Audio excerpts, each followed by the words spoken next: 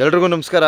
ನೋಡಿ, ಮಲೆಮಹದೇಶ್ವರ ಬೆಟ್ಟಕ್ಕೆ ಆಗಮಿಸ್ತಕ್ಕಂಥ ಪಾದಯಾತ್ರೆಯ ಭಕ್ತಾದಿಗಳಿಗಾಗಿ ಇವತ್ತು ಸ್ವಾಮಿಯವರ ಸನ್ನಿಧಿಯಲ್ಲಿ ಒಂದು ಮುಖ್ಯ ಮಾಹಿತಿಯನ್ನು ಅರ್ಪಣೆ ಮಾಡ್ತಾಯಿದ್ದೀನಿ. ದಯವಿಟ್ಟು ಮಲೆಮಹದೇಶ್ವರನ ಭಕ್ತಾದಿಗಳು ಈ ವಿಡಿಯೋನ ಕೊನೆ ತನಕ ನೋಡಿ ಅಂತ ತಮ್ಮಲ್ಲಿ ಕೈ ಮುಗಿದು ಮನವಿಯನ್ನು ಮಾಡ್ಕೊಳ್ತೀನಿ. ಬಂಧುಗಳೇ, ತಮಗೀಗಾಗಲೇ ಗೊತ್ತಿದೆ, ಸೊ ನಮ್ಮ ಏನು ಮಲೆಮಹದೇಶ್ವರ ಬೆಟ್ಟಕ್ಕೆ ಪಾದಯಾತ್ರೆಯ ಭಕ್ತಾದಿಗಳು ರಾತ್ರಿ ಸಂಚಾರವನ್ನು ಮಾಡುವಂತಿಲ್ಲ, ರಾತ್ರಿ ಏನಾಗ ಪಾದಯಾತ್ರೆ ಮಾಡ್ಕೊಂಡು ಹೋಗೋಗಿಲ್ಲ. ಸೊ ಈಗಾಗಲೇ ಒಂದು ಚಿರತೆ ಮಂಡ್ಯ ಮೂಲದ ಭಕ್ತಾದಿಯೊಬ್ಬರನ್ನು, ಪ್ರವೀಣ್ ಎಂಬುವರನ್ನು ದಾಳಿ ಮಾಡಿದ ಪರಿಣಾಮ ಸೊ ಅವರು ಸಾವಿಗೆ ಶರಣಾಗಿರ್ತಾರೆ. ಆದ್ದರಿಂದ ಆ ಒಂದು ಚಿರತೆಯನ್ನು ಸಹ ಸೆರೆ ಹಿಡಿಯಲಾಗಿರ್ತದೆ. ಸೊ ಇಲ್ಲಿ ಸಾಕಷ್ಟು ಜನ, ನಾನು ಒಂದು ಜನಗಳಿಗೆ ಅನುಕೂಲ ಆಗಲಿ, ಭಕ್ತಾದಿಗಳಿಗೆ ಅನುಕೂಲ ಆಗಲಿ ಅಂತ ಮುಖ್ಯವಾದ ಒಂದು ಮಾಹಿತಿಗಳನ್ನು ನಾನು ತಿಳಿಸಿದ್ರೆ ಒಂದಷ್ಟು ಜನ ಏನೋ ಅವ್ರಿಗಿರ್ತಕ್ಕಂಥ ಪ್ರಾಣಿ ಪ್ರಿಯರು ಅನಿಸುತ್ತೆ, ಆ ರೀತಿಯ ಒಂದಷ್ಟು ಕಮೆಂಟ್ಗಳನ್ನು ಹಾಕಿದ್ರು. ಸೊ ಅವ್ರಿಗೋಸ್ಕರ ಒಂದಷ್ಟು ಸಲಹೆಯನ್ನು ನೀಡ್ತಾ ಇದ್ದೀನಿ. ವಿಶೇಷವಾಗಿ ಪಾದಯಾತ್ರೆಯ ಭಕ್ತಾದಿಗಳಿಗೆ ಒಂದು ಸೂಕ್ತ ಸಲಹೆಗಳನ್ನು ನೀಡಿಬಿಡ್ತೀನಿ. ಸೊ ಬಂಧುಗಳೇ, ಈಗಾಗಲೇ ನಿಮಗೆ ತಿಳಿದಿರೋ ಹಾಗೆ ಸಂಜೆ 6 ಗಂಟೆಯಿಂದ ಬೆಳಗ್ಗೆ 6 ಗಂಟೆ ತನಕ ನಿಮಗೆ ಪಾದಯಾತ್ರೆಯನ್ನು ನಿಷೇಧಿಸಲಾಗಿರ್ತದೆ. ಆದ್ದರಿಂದ ದಯವಿಟ್ಟು ಮಲೆಮಹದೇಶ್ವರ ಬೆಟ್ಟಕ್ಕೆ ಪಾದಯಾತ್ರೆ ಮೂಲಕ ಆಗಮಿಸ್ತಕ್ಕಂಥ ಭಕ್ತಾದಿಗಳು ದಯವಿಟ್ಟು ಅಗತ್ಯ ಕ್ರಮಗಳನ್ನು ಅನುಸರಿಸಿ. ಯಾಕಂದರೆ ಏನಾಗ್ಬಿಟ್ಟಿದೆ ಅಂದರೆ, ಸಾಕಷ್ಟು ಜನ ಅವ್ರಿಗೆ ಗೊತ್ತಾಗಲ್ಲ ಇಲ್ಲಿ ಏನಿದೆ, ಈ ವಾಸ್ತವ ಹೇಗಿದೆ ಇಲ್ಲಿನ. ಯಾಕಂದರೆ ನಾನು ಈ 2 ತಿಂಗಳಿಂದನೇ ನಾನು ಸಾಕಷ್ಟು ವೀಡಿಯೋಗಳನ್ನು ಹಾಕಿದ್ದೀನಿ.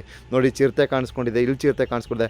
ಕೆಲವರು ಅವಿವೇಕಿಗಳು, ಅನಾಗರಿಕರು ಏನಂತ ಹಾಕ್ತಾರೆ, ಆ ಚಿರತೆ ಕಾಡಲ್ಲಿದೆ, ಎಲ್ಲಿರುತ್ತೆ, ಅಲ್ಲಿರುತ್ತೆ, ಹಿಂಗಿರುತ್ತೆ, ಅದು ಇದು ಅಂದ್ಬಿಟ್ಟು ಏನೇನೋ ವಂಕುತನದ ಕಮೆಂಟ್ಸ್ಗಳನ್ನು ಹಾಕ್ತಾ ಇರ್ತಾರೆ. ನೋಡಿ, ನಾವು ಚಿರತೆಗಳಿದೆ ಅಂತ ಕೊಡ್ತಕ್ಕಂಥ ಮಾಹಿತಿ ಏನಪ್ಪ ಅಂದರೆ, ದಯವಿಟ್ಟು ಪಾದಯಾತ್ರೆಯವರು ರಾತ್ರಿ ಸಂಚಾರವನ್ನು ಮಾಡಬೇಡಿ ಅಂತಕ್ಕಂಥ ಒಂದು ನಿಟ್ಟಿನಲ್ಲಿ ನಾವು ಮಾಹಿತಿಗಳನ್ನು ಹಾಕಿರ್ತೀವಿ. ನೀವು ಅದನ್ನು ದುರುಪಯೋಗವನ್ನು ಪಡಿಸ್ಕೊಳ್ತಕ್ಕಂಥದ್ದು ಎಷ್ಟರ ಮಟ್ಟಿಗೆ ಸರಿ, ನಿಮ್ಮ ಮನಸ್ಥಿತಿ ಎಷ್ಟರ ಮಟ್ಟಿಗಿದೆ ಅಂತಕ್ಕಂಥದ್ದನ್ನ ನೀವೇ ನೋಡ್ಕೊಬೇಕಾಗತ್ತೆ. ಯಾಕಂದರೆ ಇವತ್ತು ನಾವು ಆವತ್ತು ಹಾಕಿರ್ತಕ್ಕಂಥ ವೀಡಿಯೋಗಳು ಯಾವ ರೀತಿ ವೈರಲ್ ಆಗಿದೆ ಅಂತಂದರೆ, ನೀವು ಒಂದಷ್ಟು ವಂಕುತನದ ಕಮೆಂಟ್ಗಳು ಹಾಕಿದ್ದೀರ.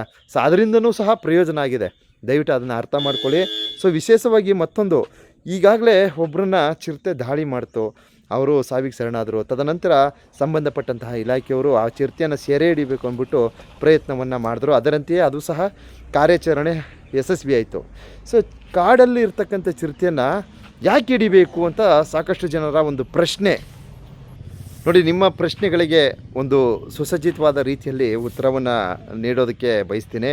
ನೋಡಿ, ಕಾಡಲ್ಲಿರ್ತಕ್ಕಂಥ ಚಿರತೆಯನ್ನು ಏನಕ್ಕೋಸ್ಕರ ಹಿಡಿಬೇಕು ಅಂದರೆ, ಈಗಾಗಲೇ ಒಬ್ಬ ಮನುಷ್ಯನನ್ನು ಆ ಚಿರತೆ ದಾಳಿ ಮಾಡಿದೆ.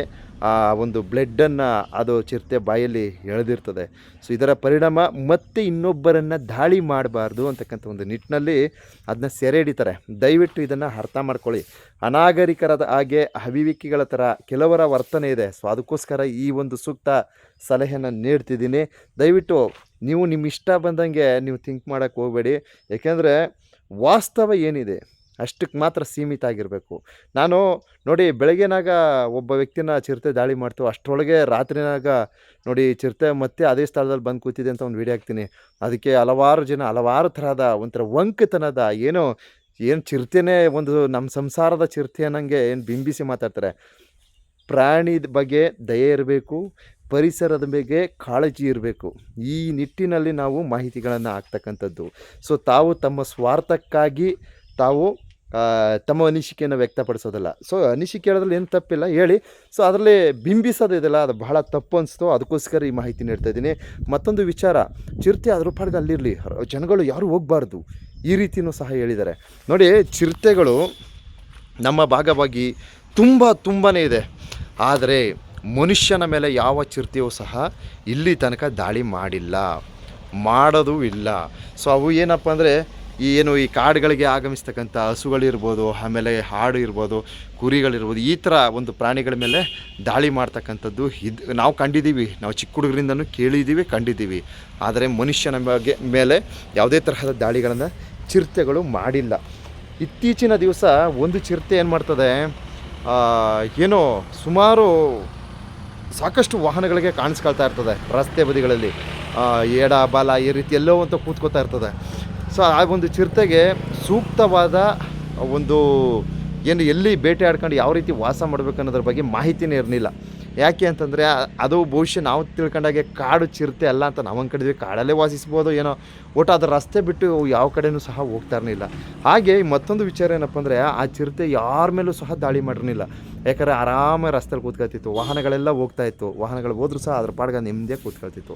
ಆದರೆ ಇದ್ದಕ್ಕಿದ್ದಲೇ ಒಬ್ಬ ಮನುಷ್ಯನ ಮೇಲೆ ದಾಳಿ ಮಾಡ್ತು ಅಂದರೆ ಅಲ್ಲಿಗೆ ಅಲ್ಲಿ ವಾಸ್ತವ ಏನಾಯಿತು ಅನ್ನೋದನ್ನ ನಾವು ಅರ್ಥ ಮಾಡ್ಕೋಬೇಕಾಗತ್ತೆ. ಸೊ ಇತ್ತೀಚೆಗೆ ಏನಾಗುತ್ತೆ, ನಮ್ಮ ಒಂದಷ್ಟು ಜನ ಭಕ್ತಾದಿಗಳು ಬರಬೇಕಾದ್ರೆ ರಸ್ತೆ ಉದ್ದಗ ಆನೆಗಳು ಪಾಸ್ ಆದರೆ ಏನು ಮಾಡ್ತಾರೆ, ಆನೆಗಳಿಗೆ ಕೂಗಾಡೋದು, ಚೀರಾಡೋದು, ಕಿರ್ಚಾಡೋದು, ಆ ವಿಡಿಯೋ ಹಾಕಿದ್ದೀನಿ ನೋಡಿ. ನಮ್ಮ ಕೌದಳ್ಳಿ ಪಕ್ಕದಲ್ಲಿ ಒಂದು ಆನೆ ಪಾಸ್ ಆಗುತ್ತೆ, ಜನ ಯಾವ ರೀತಿ ವರ್ತನೆಯನ್ನು ತೋರಿಸ್ತಾರೆ ಅಂತಕ್ಕಂಥದ್ದನ್ನ ನಾನು ವಿಡಿಯೋ ಹಾಕಿದ್ದೀನಿ. ದಯವಿಟ್ಟು ಅಂಥ ತಪ್ಪುಗಳನ್ನು ಮಾಡಬೇಡಿ. ಸೊ ಆವತ್ತಿನ ವಾಸ್ತವವಾಗಿ ಚಿರತೆ ಕಂಡಂತಹ ಭಕ್ತಾದಿಗಳು ಯಾವ ರೀತಿ ಅಲ್ಲಿ ನಡ್ಕೊಂಡ್ರು ಅದು ಇಂಪಾರ್ಟೆಂಟ್ ಆಗುತ್ತೆ. ಆಮೇಲೆ ಬೆಳಗಿನ ಜಾವ ಯಾವತ್ತೂ ಒಂದು ತಿಳ್ಕೊಳ್ಳಿ, ಚಿರತೆಗಳು ಏನು ಆನೆ ಬೇಕಾದ್ರೆ ಹಗಲೊತ್ತಲ್ಲಿ ಓಡಾಡುತ್ತೆ, ಚಿರತೆಗಳು ಹಂಗೆ ಓಡಾಡೋದಿಲ್ಲ. ಯಾವತ್ತೂ ಅದನ್ನು ಅರ್ಥ ಮಾಡ್ಕೊಳ್ಳಿ. ರಾತ್ರಿ ಸಮಯದಲ್ಲಿ ಚಿರತೆಗಳು ಕಾಣಿಸ್ಕೊಳ್ತಕ್ಕಂಥದ್ದು ನನ್ನ ಅನುಭವ, ನಾನು ತಿಳ್ಕೊಂಡಿರೋದು ಹಾಗೆ. ಆದ್ದರಿಂದ ದಯಮಾಡಿ ತಾವು ರಾತ್ರಿ ಸಂಚಾರ ಪಾದಯಾತ್ರೆಯನ್ನು ಮಾಡಬೇಡಿ ಅಂತ ಒಂದು ಮನವಿಯನ್ನು ಮಾಡ್ಕೊಳ್ತಾ ಇದ್ದೀನಿ. ಸೊ ಇಲ್ಲಿ ಈಗಾಗಲೇ ಒಬ್ಬರು ಪಾದಯಾತ್ರೆಯ ಭಕ್ತಾದಿಗಳನ್ನು ಚಿರತೆ ದಾಳಿ ಮಾಡಿದ ಪರಿಣಾಮ ಆ ಒಂದು ಚಿರತೆಯನ್ನು ಸ್ಥಳಾಂತರವನ್ನು ಸಹ ಮಾಡಲಾಗಿರ್ತದೆ. ಆಮೇಲೆ ಚಿರತೆ ಒಂದು ಹೋಗ್ಬಿಡ್ತು, ಹಿಡ್ದಾಕ್ಬಿಟ್ರು, ನಾವು ಹೋಗ್ಬೋದು, ಈ ಥರ ಆಲೋಚನೆ ಸಹ ಇಟ್ಕೊಳ್ಬೇಡಿ. ಯಾಕೆಂದರೆ ಚಿರತೆಗಳು ತುಂಬಾ ಇದೆ, ಅದೊಂದೇ ಅಲ್ಲ ಬೇಜಾನಿದೆ. ಆದ್ದರಿಂದ ದಯವಿಟ್ಟು ಪಾದಯಾತ್ರೆ ಭಕ್ತಾದಿಗಳು ಮಹಾಶಿವರಾತ್ರಿ ಹಬ್ಬದ ಪ್ರಯುಕ್ತ ಆಗಮಿಸ್ತಕ್ಕಂಥವ್ರು ಏನು ಹಿರಿಯ ಅಧಿಕಾರಿಗಳು ಯಾವ ಥರ ಒಂದು ಮಾರ್ಗದರ್ಶನವನ್ನು ನೀಡಿರ್ತಾರೆ ಅದನ್ನು ಅನುಸರಿಸಿ ಅಂತ ಒಂದು ಮನವಿಯನ್ನು ಹಾಕೊಳ್ತೀನಿ ಕಣ್ರಪ್ಪ. ದಯವಿಟ್ಟು ಈ ವಿಡಿಯೋನ ಎಲ್ಲ ಮಲೆಮಹದೇಶ್ವರನ ಭಕ್ತಾದಿಗಳಿಗೆ ಶೇರ್ ಮಾಡಿ ಸಹಕರಿಸಿ ಅಂತ ಒಂದು ಮನವಿಯನ್ನು ಮಾಡ್ಕೊಳ್ತೀನಿ. ನೋಡಿ, ಇದು ಯಾವ ಪ್ರಾಣಿ ಹೆಜ್ಜೆ ಅಂತ ಒಂದ್ಸಲ ಗುರ್ತಿಡಿರಿ. ನೋಡಿ, ಈ ಥರ ಪ್ರಾಣಿಗಳು ಏನೋ ಈ ಭಾಗವಾಗಿ ನಮ್ಮ ಮಹದೇಶ್ವರ ಬೆಟ್ಟವಾಗಿ ಸುತ್ತಾಡ್ತಾ ಇರ್ತವೆ. ದಯವಿಟ್ಟು ಜೋಪಾನ ನೋಡಿ. ನೋಡ್ರಿ, ಈ ಹೆಜ್ಜೆಗಳನ್ನೆಲ್ಲ ಗಮನಿಸಿ. ಸೊ ಇದು ಎಲ್ಲಿದೆ ಹೆಜ್ಜೆ ಅದ್ರ ಬಗ್ಗೆ ಒಂದು ಸ್ವಲ್ಪ ಮಾಹಿತಿ ನೀಡ್ತೀನಿ. ನೋಡಿರಿ, ಹೆಜ್ಜೆಗಳು ನೋಡಿ. ಸೊ ಇಲ್ಲೆಲ್ಲ ನಾವು ಯಾಕೆ ಇದನ್ನು ತೋರಿಸ್ತಾ ಇದ್ದೀವಿ ಅಂದರೆ ದಯವಿಟ್ಟು ನಿರೀಕ್ಷಿಸಿ. ನೋಡ್ರಪ್ಪ, ನೋಡಿ ಒಂದಷ್ಟು ಹೆಜ್ಜೆ ಗುರುತುಗಳನ್ನು ತೋರ್ಪಡಿಸಿದ್ದೀನಿ. ಸೊ ಇದು ಏನಪ್ಪ ಅಂದರೆ, ಸೊ ನಮ್ಮ ತಾಳ್ಬೆಟ್ಟದಲ್ಲಿ ಒಂದು ಹಳ್ಳ ಇದೆ. ಸೊ ಈ ಹಳ್ಳದಲ್ಲಿ ಏನಾಗುತ್ತೆ ಅಂದರೆ, ಒಂದಷ್ಟು ಜನ ಈ ವಾಶ್ರೂಮ್ಗೆ ಏನು ಮಾಡ್ತಾರೆ, ಹೋಗ್ತಾರೆ ಹಳ್ಳದ ಒಳಗಡೆ. ಸೊ ಈ ಕೆಲಸ ಮಾಡೋಕ್ಕೆ ಹೋಗ್ಬೇಡಿ, ಸ್ವಲ್ಪ ನೋಡ್ಕೊಂಡು ಜೋಪಾನ. ಯಾಕೆಂದರೆ ರಾತ್ರಿ ಟೈಮಲ್ಲಿ ಪಾದಯಾತ್ರೆಯವರು ಹಳ್ಳಕ್ಕೆ ಹೋಗೋದು ಮಾಡೋದಂಗೆಲ್ಲ ಮಾಡಬೇಡಿ. ಸೊ ಈಗ ನಾನು ತೋರಿಸಿರ್ತಕ್ಕಂಥ ಹೆಜ್ಜೆಗಳು, ಈ ಹಳ್ಳದಲ್ಲಿರ್ತಕ್ಕಂಥ ಹೆಜ್ಜೆಗಳು. ದಯವಿಟ್ಟು ಏನು ಈ ಒಂದು ತಾಳಬೆಟ್ಟ ಏನು ಜಾತ್ರೆ ಸಂದರ್ಭದಲ್ಲಿ ಆಗಮಿಸ್ತಕ್ಕಂಥ ಭಕ್ತಾದಿಗಳು, ಪ್ರವಾಸಿಗರು ಸ್ವಲ್ಪ ಜೋಪಾನ. ನೀವು ತಾಳ್ಬೆಟ್ಟದಲ್ಲಿ ಆ ಒಂದು ಹಳ್ಳಗಳಿಗೆ ಸುಮ್ಮನೆ ದಿಕ್ಕಿದ್ದಲ್ಲೇ ರಾತ್ರಿ ಟೈಮ್ಲೆಲ್ಲ ಭೇಟಿ ನೀಡಬೇಡಿ ಅಂತ ಒಂದು ಮೆಸೇಜ್ ಆಗ್ತಾಯಿದ್ದೀನಿ. ಸೊ ಮತ್ತೊಂದು ವಿಚಾರ ಏನಪ್ಪ ಅಂದರೆ, ಸರ್ ದ್ವಿಚಕ್ರ ವಾಹನ ಬಿಡ್ತಾ ಇದ್ದಾರಾ, ಇದನ್ನು ಸಹ ಕೇಳ್ತಾ ಇದ್ದಾರೆ. ಸೊ ನೋಡಿ, ಸದ್ಯಕ್ಕೆ ಇವತ್ತಿಗೂ ಸಹ ದ್ವಿಚಕ್ರ ವಾಹನವನ್ನು ತಡೀತಾ ಇದ್ದಾರೆ. ಯಾವತ್ತು ಅವಕಾಶ ಕೊಡ್ತಾರೆ ಏನೋ ಗೊತ್ತಿಲ್ಲ, ಕೊಟ್ಟಾಗ ನಾನು ಮಾಹಿತಿ ಹಾಕ್ತೀನಿ. ದಯವಿಟ್ಟು ಅಲ್ಲಿ ತನಕ ನಿರೀಕ್ಷಿಸಿ. ಅನವಶ್ಯಕವಾಗಿ ಮೆಸೇಜ್ಗಳು ಹಾಕಬೇಡಿ. ಆಮೇಲೆ ಸರ್ ಪಾದಯಾತ್ರೆ ಬಿಡ್ತಾ ಇದ್ದಾರೆ ಹಾಗೆ ಹೀಗೆ ಅಂತ ನನಗೆ ಸ್ಟಾರ್ಟ್ ಆಗೋಯ್ತದೆ. ಇನ್ನು ಫೋನ್ ಮೇಲೆ ಫೋನು ಅದು ಇದು ಎಲ್ಲ ಶುರು ಆಗುತ್ತೆ. ದಯವಿಟ್ಟು ಆ ಕೆಲಸ ಮಾಡೋಕ್ಕೋಗ್ಬೇಡಿ. ಪಾದಯಾತ್ರೆಯವ್ರಿಗೆ ಬೆಳಗ್ಗೆ 6ರಿಂದ ಸಂಜೆ 6 ತನಕ ಅವಕಾಶವನ್ನು ಕೊಟ್ಟಿದ್ದಾರೆ. ಸೊ ದಯವಿಟ್ಟು ಅದನ್ನು ಸರಿಯಾದ ರೀತಿಯಲ್ಲಿ ಸದುಪಯೋಗ ಮಾಡ್ಕೊಳ್ಳಿ ಅಂತ ಹೇಳ್ತಾ ಈ ಒಂದು ಮಾಹಿತಿಗಳನ್ನ ನೀಡಿರ್ತೀನಿ. ದಯವಿಟ್ಟು ಕೆಲವರು ಒಂಥರ ಬೇಡದೇ ಇರೋ ಥರ ಕಮೆಂಟ್ಗಳನ್ನು ಹಾಕ್ತಾಯಿದ್ದೀರಾ. ದಯವಿಟ್ಟು ಅರ್ಥ ಮಾಡ್ಕೊಳ್ಳಿ. ನಾವು ಕೊಟ್ಟಿರ್ತಕ್ಕಂಥ ಮಾಹಿತಿಗಳು ಸಾರ್ವಜನಿಕ ವಲಯಕ್ಕೆ ಸಹಕಾರಿಯಾಗಿರ್ತದೆ, ಪರಿಸರಕ್ಕೆ ಅನುಕೂಲಕರವಾಗಿರ್ತದೆ. ಸೊ ಏನು ಪ್ರಾಣಿ ಪಕ್ಷಿ ಸಂಕುಲಕ್ಕೆ ಎಲ್ಲ ತರಹದ ಪ್ರಯೋಜನ ಇರ್ತದೆ. ಸೊ ಅದನ್ನು ಹೊರತುಪಡಿಸಿ ನೀವು ಕೊಡ್ತಕ್ಕಂಥ ಕೆಲವು ಕಮೆಂಟ್ಗಳು ಮಾರಕವಾಗಿರ್ತವೆ.